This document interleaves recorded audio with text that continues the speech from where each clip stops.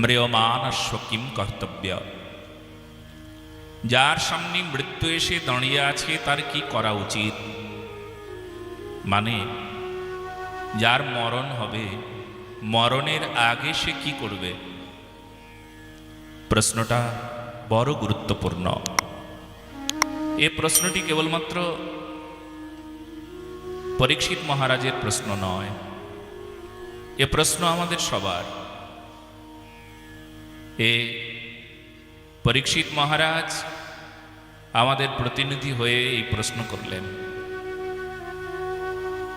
আমাদের সবার সামনে মৃত্যু দাঁড়িয়ে, আমরা সবাই মৃত্যুর পথযাত্রী, সবাই লাইন দিয়ে আছি মরণের অপেক্ষায়। হয়তো অপেক্ষা মরণের করি না, কিন্তু মরণ আমার অপেক্ষা করে। সবাই বাঁচার অপেক্ষা করে, সবাই চায় বেঁচে থাকব। ম্রিয়মাণ মানুষটিও ভাবে আমি যদি বেঁচে থাকি, শেষ ঔষধটা খায়, তারপরেই মরে গেল, সেও ভাবে এই ঔষধ খেলে বেঁচে যাব। সবাই আসলে বেঁচে থাকার জন্যই যেন অপেক্ষা করে, বাঁচব। কিন্তু জানা নাই মহাকাল বড় নিষ্ঠুর, সে সবার সামনে দাঁড়িয়ে আছে কঠিন কঠোর হয়ে। তুমি যতই অপেক্ষা করো বেঁচে থাকার, কিন্তু তোমার অধিকার নেই বেঁচে থাকার। মরণ তোমার হবেই হবে। জন্মগ্রহণ করলে মৃত্যু অনিবার্য। কেউ কি জানি মরণ সামনে দাঁড়িয়ে? কেউ কি ভেবেছি এই সামনেই নিষ্ঠুর সত্যকে, আমার সামনে আমার ভবিষ্যৎ, তার নাম মৃত্যু, সবচাইতে কঠিন ভবিষ্যৎ। সবাই আমরা ভবিষ্যৎ ভবিষ্যৎ বলি। কাল কি হবে, আগামী দিন আমার ছেলের কি হবে, তার ভবিষ্যৎ কি হবে, সবাই ভবিষ্যতের জন্য গুছিয়ে রাখো। কে ভবিষ্যতের জন্য গুছিয়ে না রাখে? কিন্তু সত্যি করে বলো, যদি গুছিয়ে রাখতে হয় তবে মৃত্যুর জন্য গুছিয়ে রাখা ভালো। কারণ সবচাইতে সত্য আর এই কঠিন ভবিষ্যৎ, তার নাম মৃত্যু। মৃত্যুর জন্য কয়জন গুছিয়ে রাখো? তবে সাধু সন্ত, মহান্ত মহাপুরুষ, যারা ভগবত ভক্ত, যারা বিজ্ঞজন, যারা সাধারণ মানুষ নন, তারা কিন্তু মৃত্যুর জন্য গুছিয়ে রাখে। কি গোছাই গো? কি গোছাতে হয়?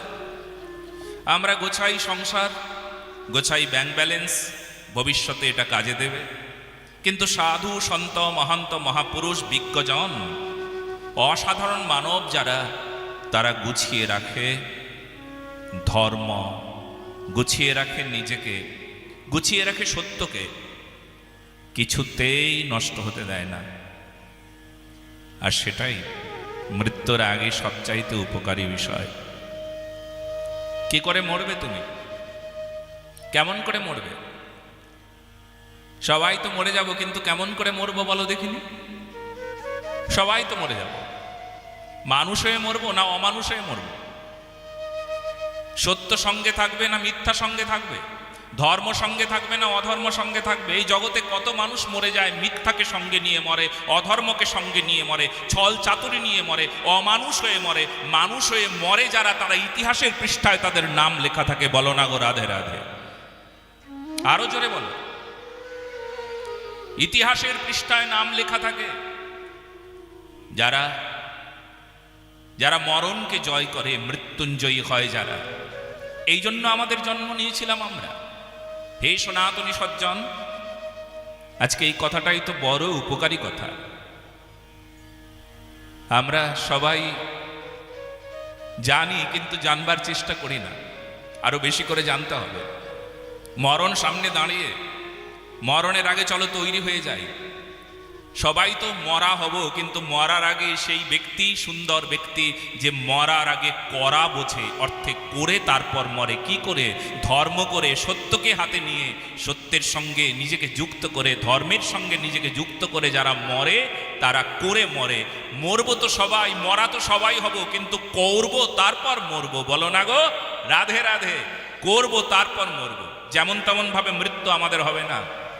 আমরা যারা এখানে আছি সবাই জেনে নাও, মরণ যেমন তেমন ভাবে হবে না।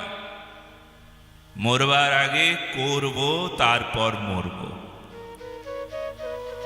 না করে মরতে যাচ্ছি না বাবা, কিছু করে যাব। সমাজে এমন কিছু করব, দেশে এমন কিছু করব, রাষ্ট্রে এমন কিছু করব, জগতে এমন কিছু করে যাব, একটা দাগ রেখে যাব। সেই দাগটা ইতিহাসের পৃষ্ঠার দাগ। সুবর্ণ অক্ষরে সেই দাগটা থাকবে, তার নাম জীবন। তা না হলে তো পশু পাখি অন্য কোনো 84 লাখ জনির কত জনি আছে, কত জন্ম নেয়, কত জন্ম হয়, কিন্তু মানুষের জন্মের একটা ভিন্ন কারণ আছে। কারণটা আজ জেনে নাও। কি কারণে জন্মালে তুমি? ও মানুষ, কি কারণে জন্মালে গো? এই বল, কি কারণে জন্মেছিস? কারণটা কি? কি কারণে জন্ম হয়েছে তোর? আহার, নিদ্রা, মৈথুন, আরে এ তো পশু করে। কি কারণে জন্মেছিস? আনন্দ ফুর্তি করব, কিছুদিন বেশ মজ মস্তি করে চলে যাব? না না না না না, এই কারণে তোর জন্ম হয়নি। তোর জন্ম হয়েছে কিছু দেবার জন্য। সবাই কিন্তু আসি কিছু নেবার জন্য। এখনো তৈরি আছি, কিছু নেব। শুনে নাও সজ্জনেরা, আজকের থেকে এই ভাবনাটা বদলে নাও, কিছু দেব।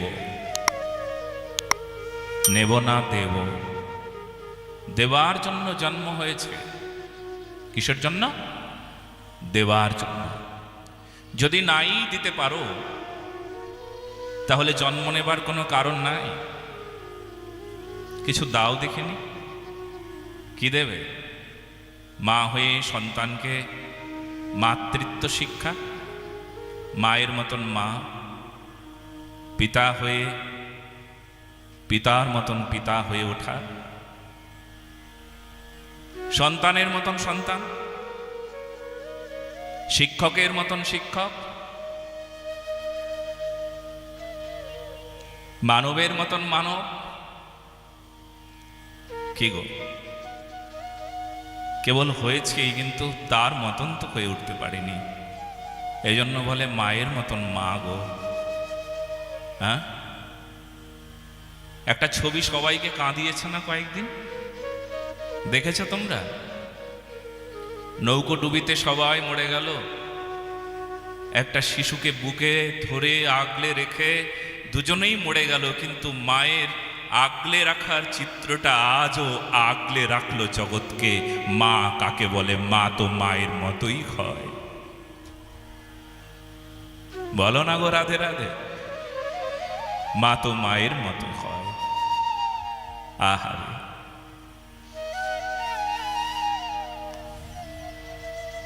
এজন্য সবাই শোনো,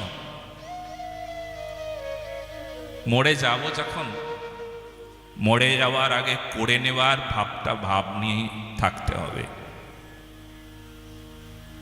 সবাই তো ভাবে কিছু পাবো পাবো পাবো, তার দ্বারা সমাজের আর কোনো মঙ্গল হয় না।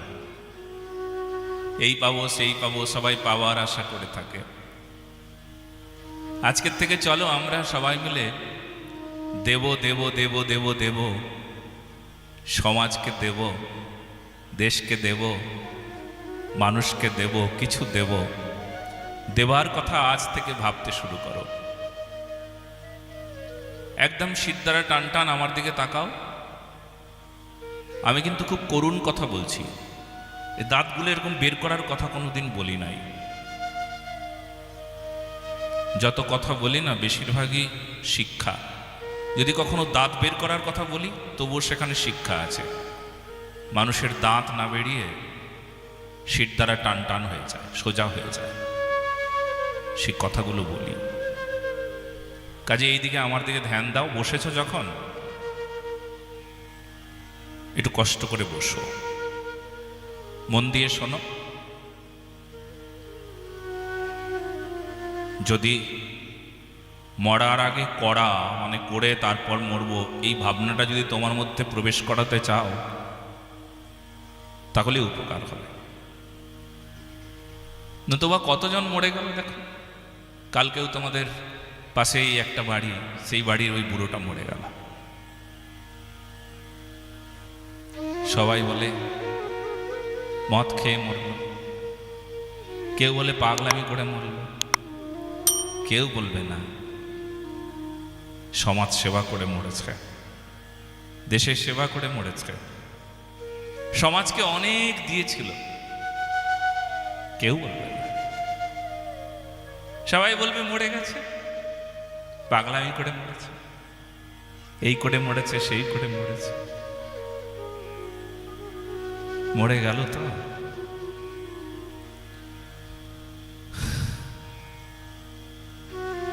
যবে তুমি এসেছিলে ভবে, তুমি শুধু কেঁদেছিলে, হেসেছিল সবে। এমন জীবন তুমি করহ গঠন, মরণে হাসিবে তুমি, কাঁদিবে ভুবন। যেদিন তোমার জন্মগ্রহণ হলো, যেই দিন তুমি জন্ম নিলে, সেই দিন তুমি কাঁদলে আর সবাই হাসলো। আর যেই দিন তুমি চলে যাবে, সেই দিন সারা পৃথিবী কাঁদবে আর তুমি হাসবে।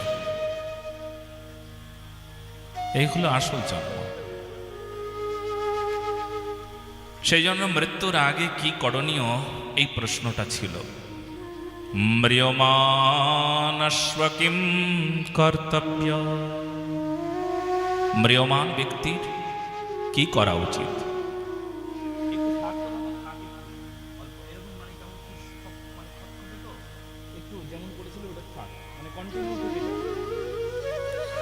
ম্রিয়মান ব্যক্তির কি করা উচিত,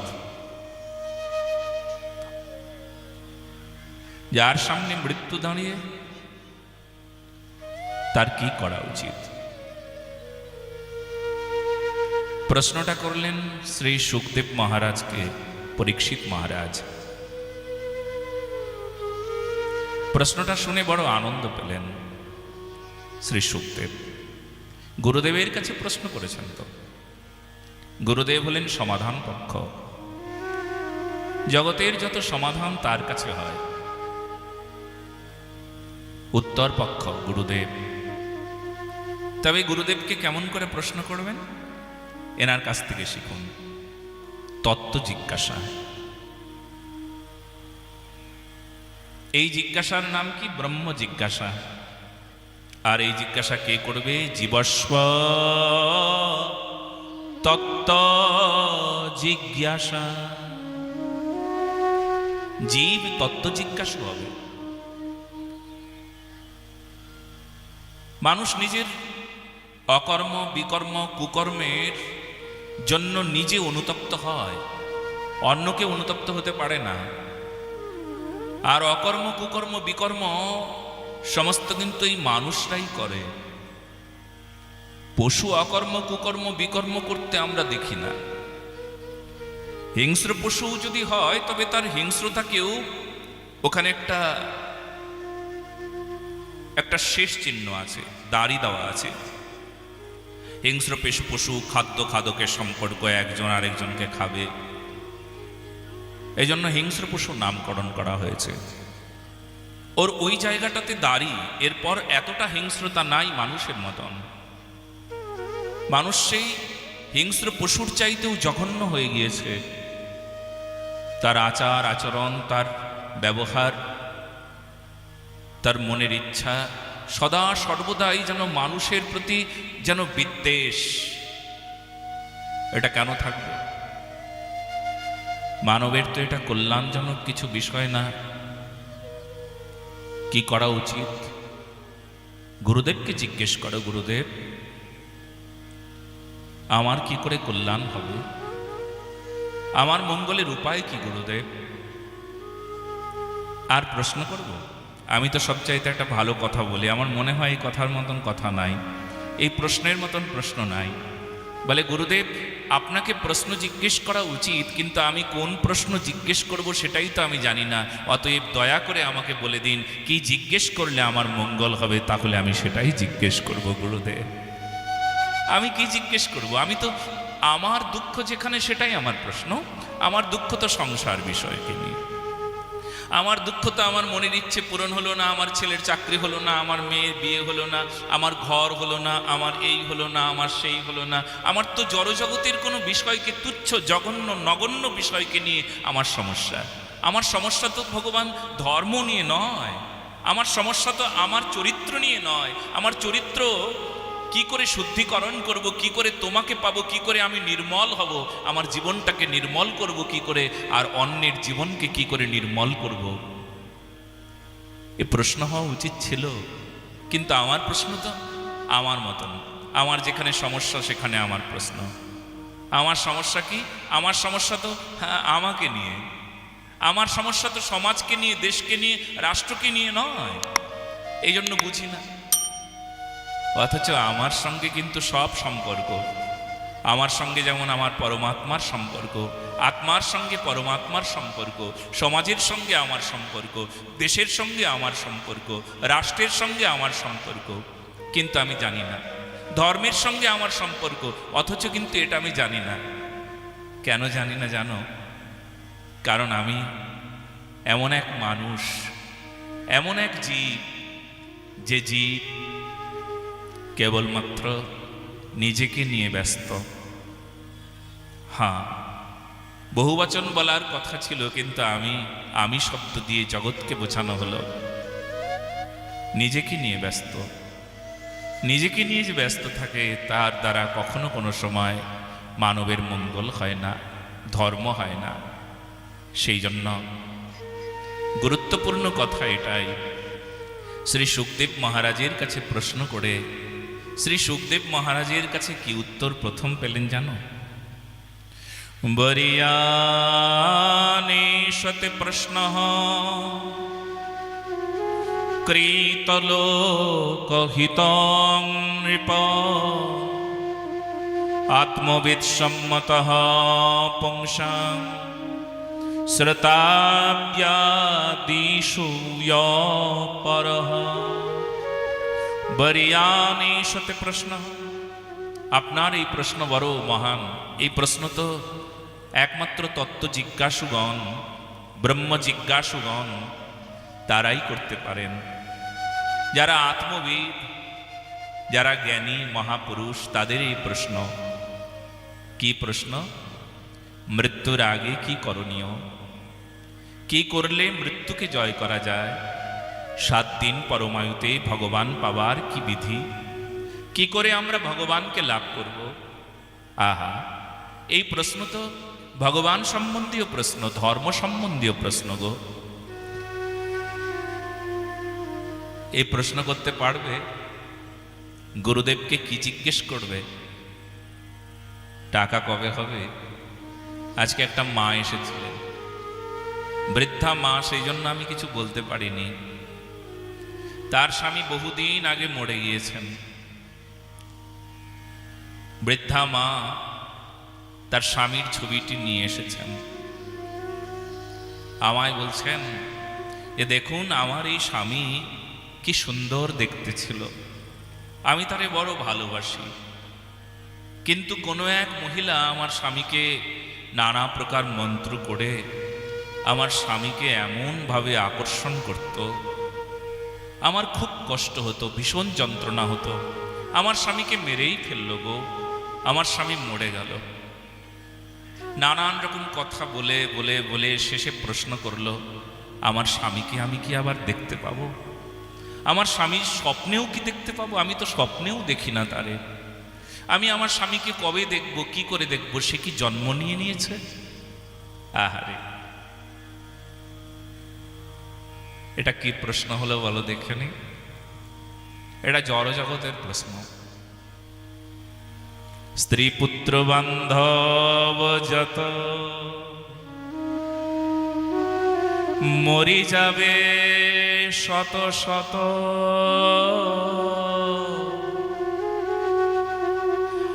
আপনারে হও সাবধান।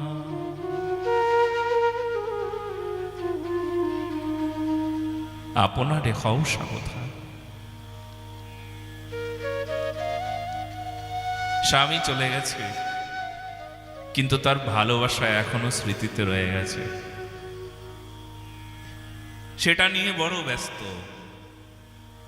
কি ঘটনা ঘটেছিল জীবনে, সেই পুরাতন ইতিহাস নিয়ে তার জীবনে যে শান্তি, সেই শান্তি বিঘ্ন হচ্ছে। মনের শান্তি এখন আর নাই।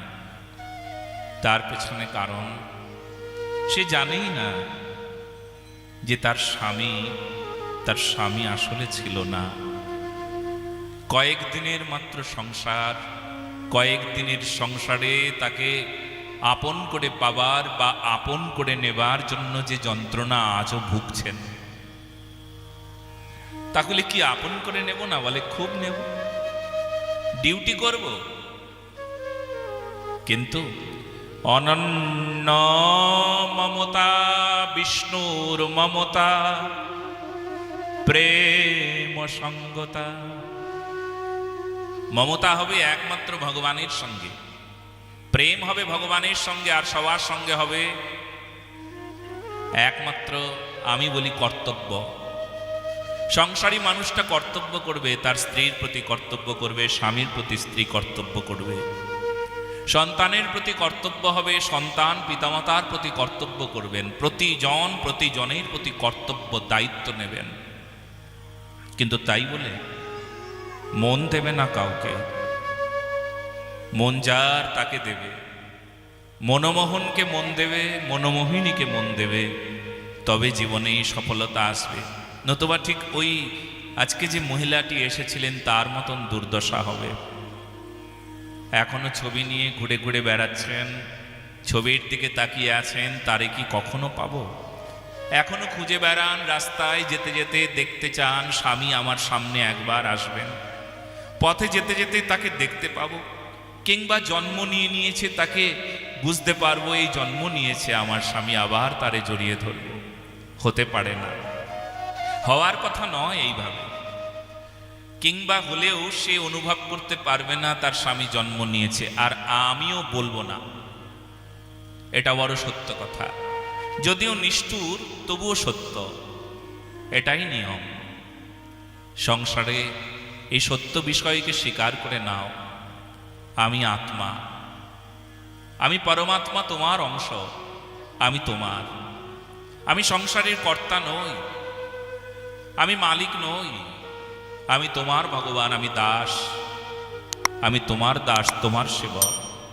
তোমার শ্রীচরণী শরণাগত হয়ে তোমার সেবা ছাড়া আমার আর অন্য কোনো কাজ নাই, আমার অন্য কোনো কাজ নাই নাই নাই। আমি কেবলমাত্র তোমার। মালিক হবার প্রয়োজন নাই, দাস হয়ে যাও। মালিক হলে দুর্গতি আসবে, দুঃখ বাড়বে, অশান্তি আসবে। সেই জন্য জীবনের সফলতা একটাই, আজ থেকে দাঁত বন্ধ সবার। কানে না গেলে দাঁত বেরোবে, নিয়ম আছে। কানে না গেলে যদি কথাগুলো না বুঝতে পারো তাহলে দাঁত বেরিয়ে যাবে। শক্ত হও, সুস্থ হও। অসুস্থ মানুষের লক্ষণ। ভালো তো লাগবে না। ভূতে যারে ধরে তার কাছে রাম নাম ভালো লাগে না, কৃষ্ণ নাম ভালো লাগে না। ভূতে ধরা ব্যক্তির মতন তো। জীবনে কোনোদিন বসো নাই, কি করে হবে মঙ্গল, কি করে হবে বলো? অভ্যাস করো, দেখবে সুস্থ হয়ে গেছো, শান্ত হয়ে গেছো, ধীর হয়ে গেছো, শেষে মানুষ হয়ে গেছো। কষ্ট হোক তবুও বসে থাকো। জলের কথা বলছো, নিচ দিয়ে জল উঠছে, ঠান্ডা লাগছে, তবে শোনো। আমাদের প্রাতঃস্মরণীয় রাজেন্দ্র দাসজি মহারাজ, তিনি তার জীবনের কথা বলেন, আমাকেও বলেছেন একবার দুবার। তিনি ভাগবত কথা পরিবেশন করছেন শীতের সময়। মঞ্চে, যে মঞ্চে বসে ভাগবত বলছেন, সেই মঞ্চেই ঘট পড়ে জলগুলো চারিদিকে ছড়িয়ে গিয়েছিল। ভাগবত কথা 3 ঘন্টা হয়েছে, জলে নিজের কাপড়টা ভিজে শীতের সময় ওনার অনুভব হয়েছে কখন, যখন ভাগবত বিশ্রাম হয়ে গেল তখন ওনার অনুভব হয়েছে আমার জলে ভিজে গেছে শরীর। এর নাম একাগ্রতা, এর নাম গুরুমুখে ভাগবত কথা শ্রবণ, এর নাম মনকে ধীর স্থির করে রেখেছি, এক জায়গায় বসে আছি, শান্ত হয়েছে মন। অশান্তকে শান্ত করবার প্রক্রিয়া গুরুদেব জানেন, জগতে আর কারুর ক্ষমতা নাই। একজন ধীর স্থির, একজন অচঞ্চল, তার নাম গুরুদেব। তিনি পারেন একজন চঞ্চলকে স্থির করে দিতে। হ্যাঁ, এই জন্য জগৎ চঞ্চল হলেও এখানে আমরা চঞ্চলতার জায়গায় এসে পৌঁছাইনি, এখানে স্থির হওয়ার জায়গায় এসে পৌঁছেছি। সেজন্য কষ্ট হাজার হোক, তবুও শুনবার জন্য আমাদেরকে কানকে আগ্রহী করে রাখতে হবে। কানের চাইতেও মনকে আরো বেশি আগ্রহ করতে হবে। মন তুই শোন, না শুনলে বাঁচবি না। কারণ মরণের কথা হচ্ছে তো, মরণের আগে বাঁচার ঔষধ এটা, মরণের আগে বাঁচার ঔষধ। জগতে বাঁচার ঔষধ জগতে নাই। আপনি যে কোনো মেডিকেল শপে যান, মেডিকেল সায়েন্স আজ পর্যন্ত বাঁচার ঔষধ তৈরি করতে পারেনি। আমি বলবো বাঁচার ঔষধ এখানে ভাগবতে দেওয়া হবে। আমাদের ধর্মের কাছে বাঁচার ঔষধ আছে, আসবে, এসো, বেঁচে যাও, বাঁচবে। হ্যাঁ, বাঁচার মতন বাঁচো, নয়তো মরা, মরা গো মরা। তুমি বুঝলে না কি করে মরা হলে? কান আছে তবুও শুনতে পাও না, আরে ভালো কথা শোনো কখনো? চোখ আছে দেখতে পাও না, ভালো কিছু দেখো কখনো?